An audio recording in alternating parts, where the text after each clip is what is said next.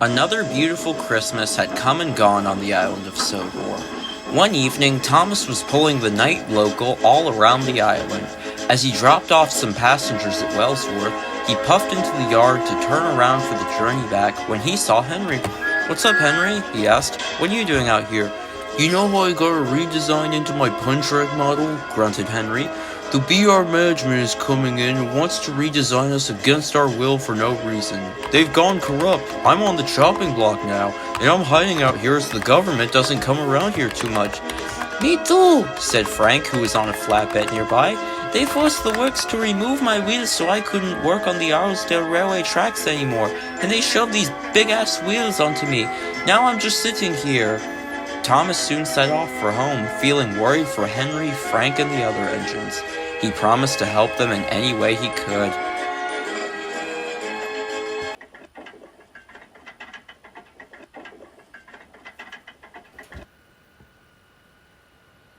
The next morning, after filling up on coal and water, Thomas puffed into Tidmouth Station.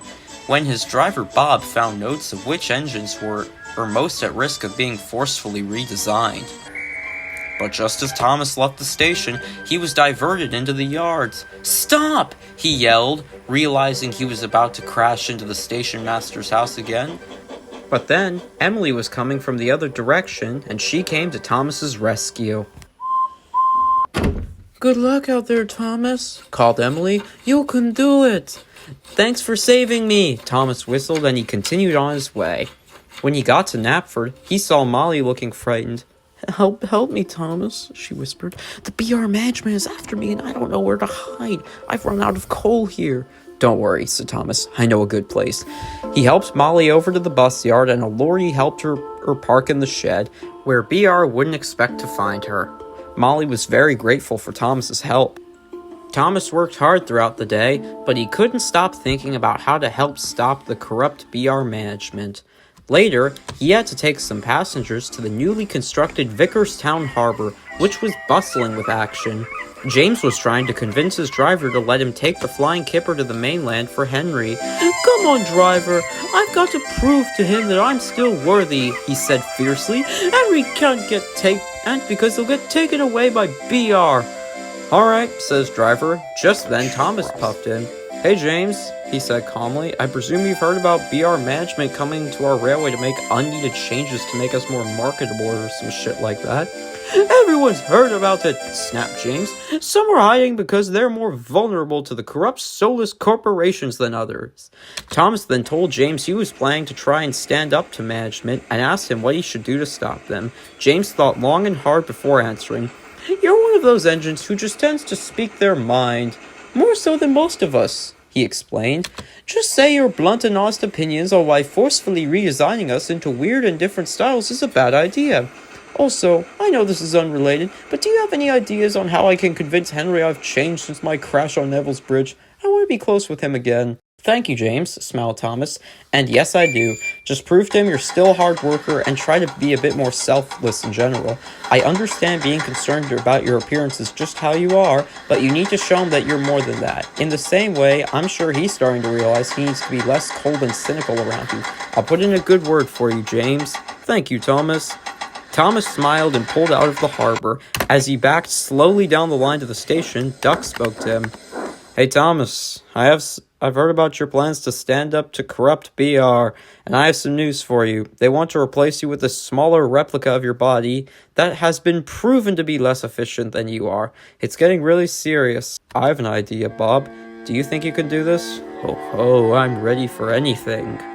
Soon the duo set up their plan at the Kirk Ronan Junction, where Bob had gotten a hold of the model BR wanted to replace Thomas with.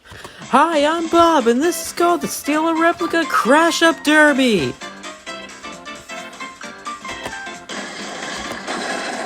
That worked, although it's not dead yet. One more should do it.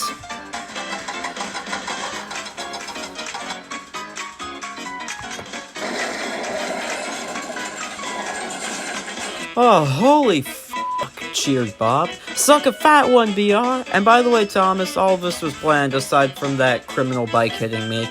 Since Bush had gone to help construct a new runaway siding nearby, Mavis soon arrived with the breakdown train to pick up the smashed replica. You were very brave, Thomas, Mavis said impressively. I would never have the courage to stand up to BR like that. I appreciate it, Mavis, murmured Thomas.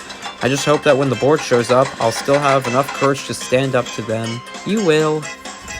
Later that day, Thomas backed into Tidmouth Station where things suddenly got intense. All of the engines who had gotten redesigned into their PunTrack forms, Henry, Neville, Molly, Murdoch, and Arthur, were in the yards nearby. They found us and are holding us here against our will, said Neville nervously. They took our coal and are trying to replace or redesign us against our will. Please help us, Thomas. Hello, said a man wearing an all-black suit with several more next to him. It has come to our attention that you destroyed the replica we made of you that was set to take over your duties on this railway. I did it, said Thomas boldly, and what are you going to do about it? The men stood there to contemplate their life choices when Thomas started speaking. Why do these engines being happy sound so dangerous to you? They made the decision to get redesigned, and the statistics show that there is no increase in accidents with this. Also, dictating how your workers live their lives only makes you look even more pathetic than you already are. Why don't you focus on more important issues, like your mainland diesels breaking down constantly and wreaking havoc on our railway? As the men in the suits tried to argue with Thomas's point, another person suddenly walked in. It was the CEO of British Rail. You Sodor engines have no need to worry, he said calmly. These are former employees who we stopped working with after finding out they were stealing money from our business to work with one of the biggest pot farms in the United States. They have been pretending to be our upper management for a long time and will be taken to court tomorrow for sentencing after committing identity theft. You engines go back to work. You have nothing to worry about. All the engines were very grateful and thanked Thomas for standing up for them, now knowing that they were free from any corrupt business.